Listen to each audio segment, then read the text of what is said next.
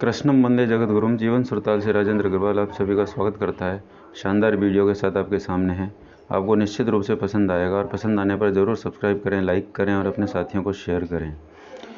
तो आइए हम बढ़ते हैं कहानी की ओर। पुराने समय में एक शहर में दो ब्राह्मण पुत्र रहा करते थे। एक गरीब था और दूसरा अमीर। दोनों पड़ोसी थे।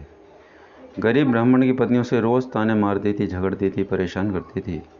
एक दिन एकादशी के दिन गरीब ब्राह्मण पुत्र झगड़ों से तंग आ जंगल की ओर चला गया, ये सोचकर कि जंगल में शेर या कोई मांसाहारी जीव उसे मारकर खा जाएगा, उसका पेट भर जाएगा और रोज़ रोज़ मरने से एक दिन में मुक्त हो जाएगा।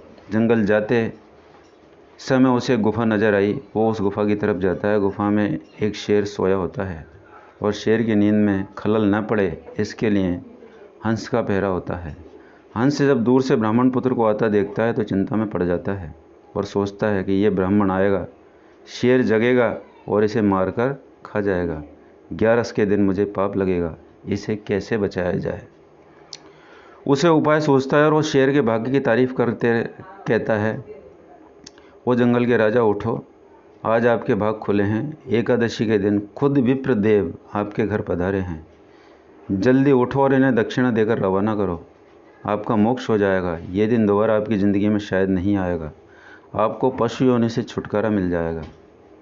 शेर जाग उठता है और दहाड़ कर उठता है। हंस की बात उसे सही लगती है और पूर्व में शिकार मनुष्यों के गहने वो ब्राह्मण के पैरों में रख देता है। शीश नवाता है, जीभ से उसके पैर चाटता है। हंस ब्राह्मण को इशारा करता है, हे विप्रदेव, ये सब गहने उठाओ और जितना जल्दी हो सके वापस अपने घरे चल जाओ। ये शेर है, कब इसका मन बदल जाए कोई पता नहीं। ब्राह्मण बात समझता है और घर लौट जाता है। पड़ोसी अमीर ब्राह्मण की पत्नी को जब सब पता चलता है तो वो भी अपने पति को ज़बरदस्ती एकादशी के दिन जंगल में शेर की उसी गुफा में भेजती है।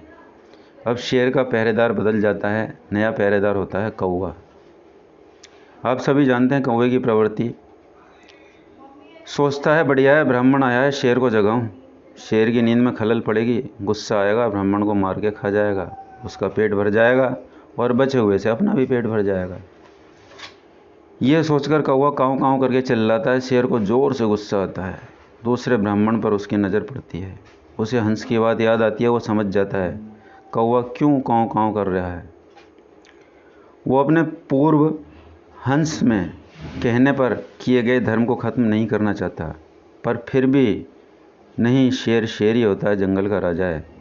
वो दहाड़ कर ब्राह्मण को कहता है, हंस उड़ चला जा यहाँ से, तुझे पता नहीं है मैं शेर हूँ और मेरी मनोवृत्ति कब बदल जाए कोई पता नहीं।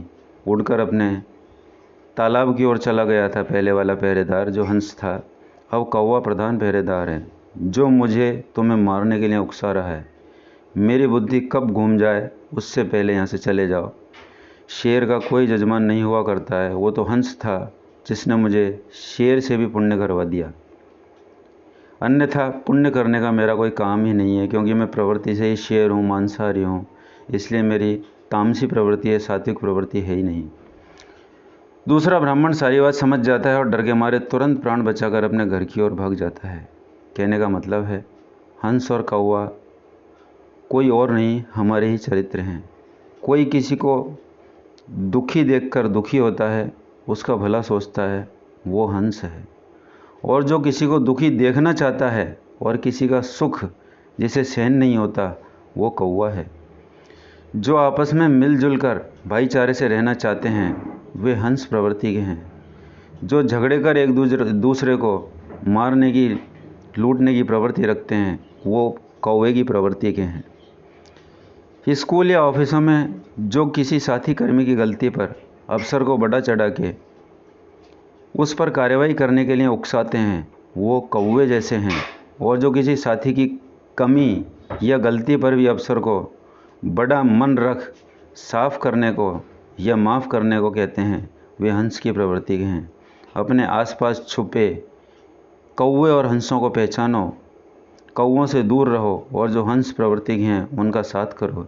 इसी में सबका कल्याण है। तो दोस्तों, बहुत ही शानदार और प्रेरक प्रसंग है, जो कि लोक व्यवहार में काम आने वाली बहुत बड़ी बातें हैं। आप लोगों को पसंद आई होगी और अपने साथियों को शेयर करें, क्योंकि ये सभी के काम आने वाली बातें हैं।